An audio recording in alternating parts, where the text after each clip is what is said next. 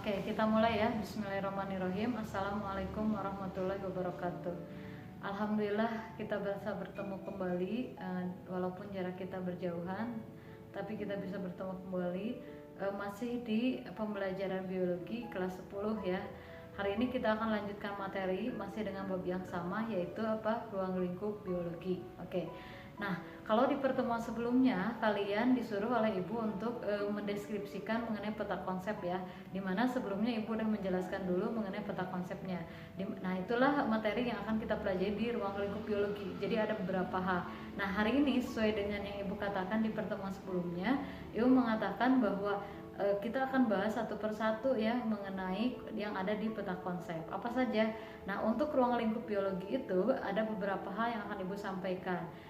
Kita tahu bahwa ruang lingkup biologi adalah segala sesuatu yang dibahas dalam ilmu biologi.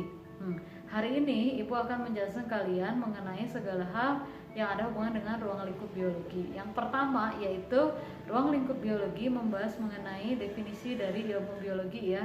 Kemudian yang kedua yaitu akan membahas mengenai objek-objek biologi atau kajian yang dipelajari biologi.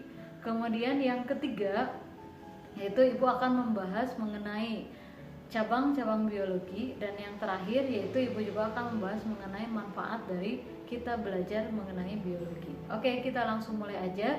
Yang pertama yaitu kita akan membahas mengenai objek kajian biologi. Apa aja sih yang dibahas di objek kajian biologi? Yang pertama adalah sel ya. Jadi sel adalah unit terkecil pada makhluk hidup, dan di dalam sel walaupun kecil tapi dia sudah memiliki kehidupan kayak gitu. Salah satu contoh sel misalnya ini gambarnya adalah sel hewan. Kemudian yang kedua yaitu ketika si sel-sel tersebut bersatu itu akan membentuk yang namanya jaringan. Orang sering mengatakan jaringan adalah kumpulan dari beberapa sel. Iya. Contohnya apa? Misalnya ada jaringan tumbuhan. Nah, ini contohnya. Atau misalnya ada yang disebut dengan jaringan hewan. Nah, ini.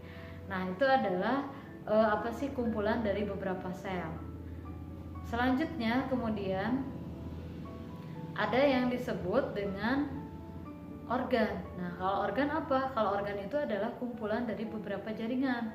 Misalnya apa Bu organ? Misalnya kalau di hewan ada organ, misal kita ya ada organ mata misalnya, ada organ hidung, atau ada organ ginjal ya, ada organ paru-paru. Nah, itu adalah organ. Nah, di sana tuh ada kumpulan beberapa jaringan. Misalnya organ jantung itu pasti ada jaringan syarafnya, ada jaringan ototnya ya. Kemudian ada jaringan epitel yang membungkusnya kayak gitu. Nah, itu jaringan. Selanjutnya kemudian sistem organ. Nah, apa itu sistem organ? Kalau sistem organ adalah kumpulan dari beberapa organ. Misalnya apa? Nah, bisa kalian lihat di sini, ini adalah gambar sistem organ pencernaan ya. Nah, sistem organ pencernaan ini meliputi yaitu mulai dari mulut ya, ada organ mulut, kemudian ada organ lambung, kemudian ada organ apalagi pencernaan, ada organ usus ya. Nah, itu adalah sistem organ.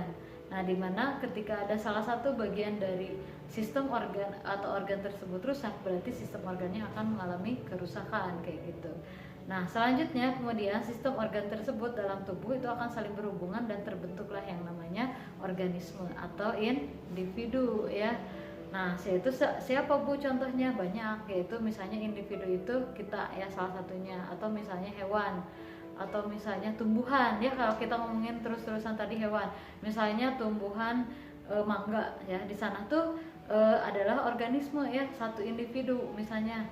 Nah, individu itu adalah satu tunggal, makhluk hidup yang tunggal. Contohnya misalnya satu ekor ikan gitu, atau satu ekor katak, atau satu buah mangga gitu. Itu adalah yang disebut dengan individu. Nah, kemudian ketika individu tersebut berkumpul di tempat yang sama dan dalam waktu yang sama, maka itulah yang disebut dengan populasi.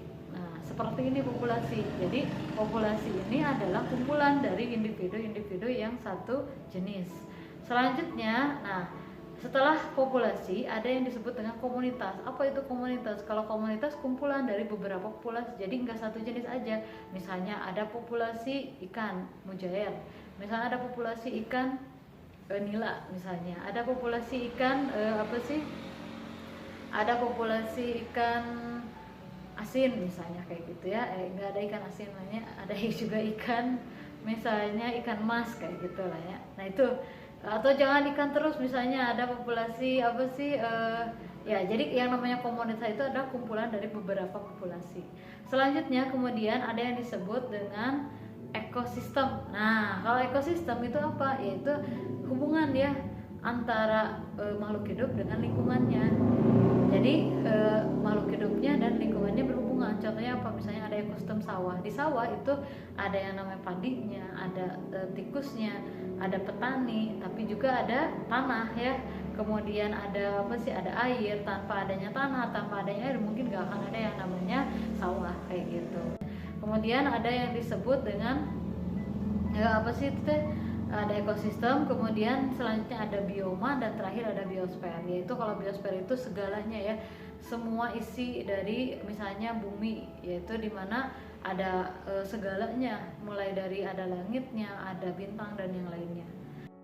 Yang selanjutnya, nah biologi juga nggak hanya berbicara mengenai objek, tapi juga dibahas dalam beberapa cabang ilmu. Jadi biar detail ya, biar jelas, maka ada cabang-cabangnya. Suatu saat diantara kalian ada yang minat jurusan biologi, nanti akan belajar sesuai dengan cabangnya. Contohnya apa? Misalnya ada yang disebut dengan morfologi, yaitu ilmu yang pelajari tentang apa sih namanya, tentang bentuk tubuh, yaitu misalnya ada bentuk daun, ada yang lancip, ada yang menjari gitu. Selain itu cabang biologi yang lainnya ada yang disebut dengan botani ya, itu mah khusus ngomongin tentang tumbuhan. Jadi segala sesuatu yang berhubungan tumbuhan itu dibahas dalam yang namanya botani. Mulai dari ada yang disebut kriptogami ya, yang berbahas mengenai tumbuhan tingkat rendah, dan ada juga panerogami ya, yang membahas tentang tumbuhan tingkat tinggi kayak gitu. Dan masih banyak lagi, dan mungkin kalian bisa lihat di sini aja ya. Nah ini kalian boleh di capture. Ya, oke, kita next selanjutnya yang terakhir, dan mungkin kalian penasaran kenapa sih Bu kita harus belajar biologi, apa manfaatnya? Nah, biologi sendiri ini banyak manfaatnya ya. Kalau nggak ada biologi mungkin kita nggak akan mengenal yang namanya vaksin. Nah, sekarang ya yang lagi banyak diteliti, orang pengen menemukan yang namanya vaksin corona gitu. Nah, dengan adanya ilmu biologi orang menemukan vaksin ya. Nah itu jadi biologi ini bermanfaat, salah satunya dalam bidang kedokteran, yaitu membuat vaksin, membuat obat-obatan. Tanpa adanya biologi mungkin gak akan ada yang namanya vaksin, karena sebetulnya vaksin itu adalah virus yang dilemahkan. Oke, selain itu biologi juga bermanfaat dalam bidang apa? Lingkungan. Nah dengan adanya biologi orang bisa apa sih, memanfaatkan sesuatu yang tadinya misalnya suatu sampah gitu. Misalnya dulu apa sih, sampah itu kan kalau misalnya dibuang aja ya udah kayak gitu, tapi ketika si sampah organik terutama itu bisa diubah menjadi pupuk, jadi kan bermanfaat ya kayak gitu. Nah itu dia dalam bidang lingkungan, dan juga bisa membersihkan lingkungan ya, salah satunya misalnya dengan degradasi oleh bakteri gitu, tapi itu tetap pakai ilmu biologi. Selanjutnya kemudian dalam bidang pertanian, biologi juga bermanfaat. Apa manfaatnya? Misalnya untuk menghasilkan tanaman yang unggul, yang buahnya cepet, misalnya rasanya manis kayak gitu. Nah bisa, yaitu dengan proses namanya kultur jaringan ya.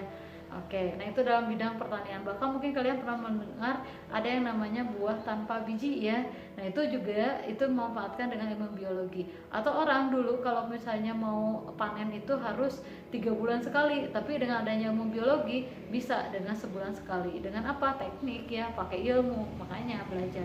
Selanjutnya yang terakhir yaitu biologi juga bermanfaat dalam bidang peternakan. Nah pertanyaannya, buat apa peternakan memanfaatkan dalam biologi?